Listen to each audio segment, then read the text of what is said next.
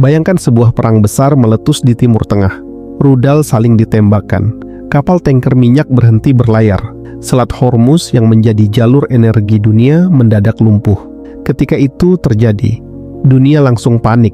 Harga minyak melonjak, harga makanan naik, energi menjadi langka.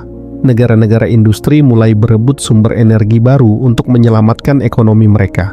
Namun di tengah kepanikan global itu, ada satu negara yang justru memiliki kartu truf yang sangat kuat. Negara itu adalah Indonesia.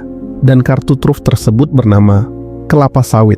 Selama bertahun-tahun, sawit sering dipandang negatif oleh sebagian dunia.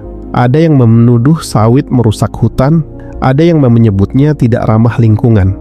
Namun di balik semua kontroversi itu, sawit sebenarnya adalah salah satu komoditas paling strategis di planet ini. Indonesia adalah produsen sawit terbesar di dunia. Lebih dari 55 juta ton minyak sawit diproduksi setiap tahun. Dan komoditas ini digunakan hampir di seluruh sektor kehidupan manusia. Mulai dari makanan, kosmetik, sabun, hingga bahan bakar. Ya, bahan bakar.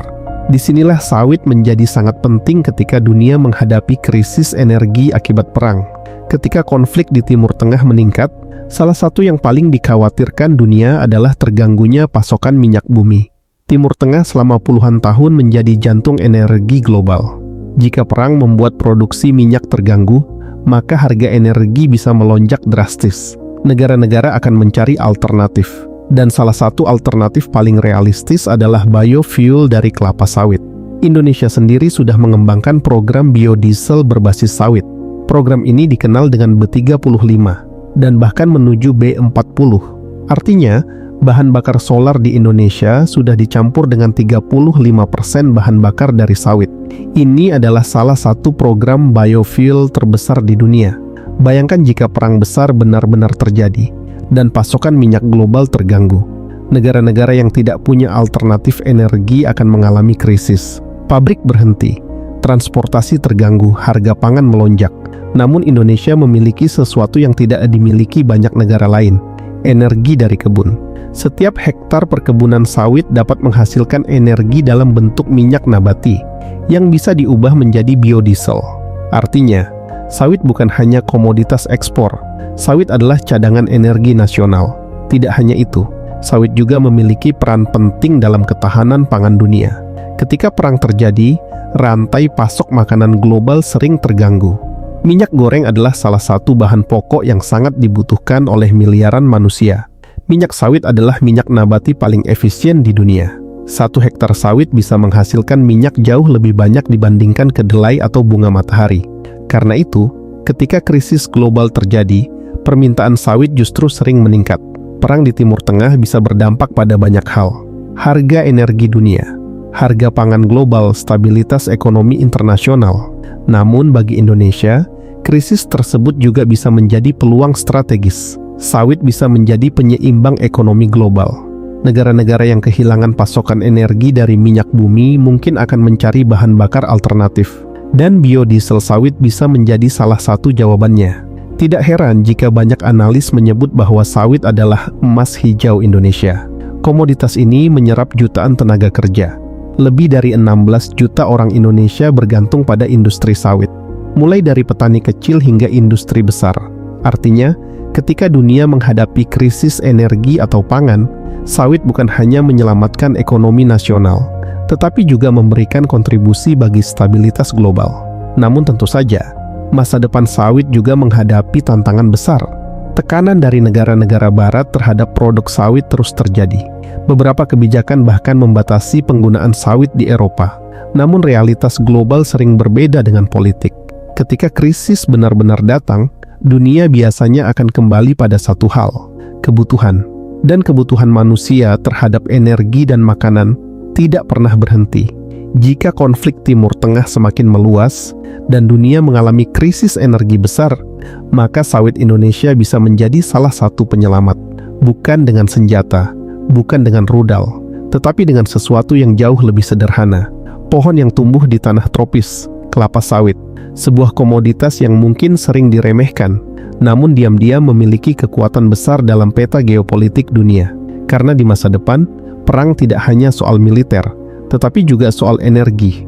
pangan, dan sumber daya. Dan dalam permainan besar itu, Indonesia memiliki satu kartu penting di tangannya, sawit. Di bawah kepemimpinan Prabowo Subianto, kelapa sawit kembali menjadi perhatian utama dalam strategi pembangunan nasional. Bagi pemerintah, kelapa sawit bukan hanya sekadar komoditas ekspor, tetapi juga sebuah aset strategis yang dapat memperkuat ekonomi, energi, dan kesejahteraan rakyat Indonesia. Program penguatan sektor kelapa sawit kini menjadi bagian dari visi besar pemerintah untuk memastikan bahwa sumber daya alam Indonesia benar-benar memberikan manfaat maksimal bagi bangsa sendiri. Sawit, komoditas strategis Indonesia. Indonesia adalah produsen minyak kelapa sawit terbesar di dunia. Perkebunan sawit tersebar luas di Sumatera, Kalimantan, Sulawesi, hingga Papua. Industri ini melibatkan jutaan pekerja, mulai dari petani kecil hingga pekerja di sektor industri pengolahan. Setiap tahun, puluhan juta ton minyak sawit diproduksi dan dikirim ke berbagai negara di dunia. Minyak sawit digunakan untuk berbagai kebutuhan, mulai dari minyak goreng, bahan makanan, kosmetik, hingga produk industri. Bagi Indonesia, sawit memiliki peran yang sangat besar dalam menopang ekonomi. Devisa dari ekspor sawit mencapai ratusan triliun rupiah setiap tahun. Industri ini juga menyerap tenaga kerja dalam jumlah besar dan membantu menggerakkan ekonomi daerah. Karena itulah, pemerintah menilai bahwa penguatan sektor sawit bukan hanya soal perdagangan, tetapi juga soal ketahanan ekonomi nasional.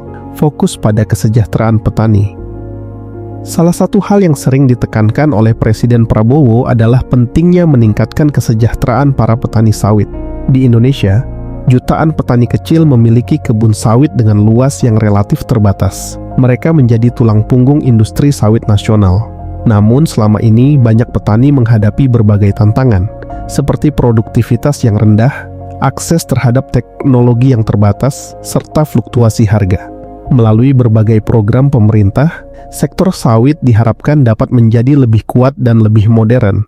Program peremajaan kebun sawit rakyat, peningkatan kualitas bibit, serta dukungan teknologi pertanian menjadi bagian dari upaya untuk meningkatkan hasil produksi para petani. Jika produktivitas meningkat, maka pendapatan petani juga akan meningkat.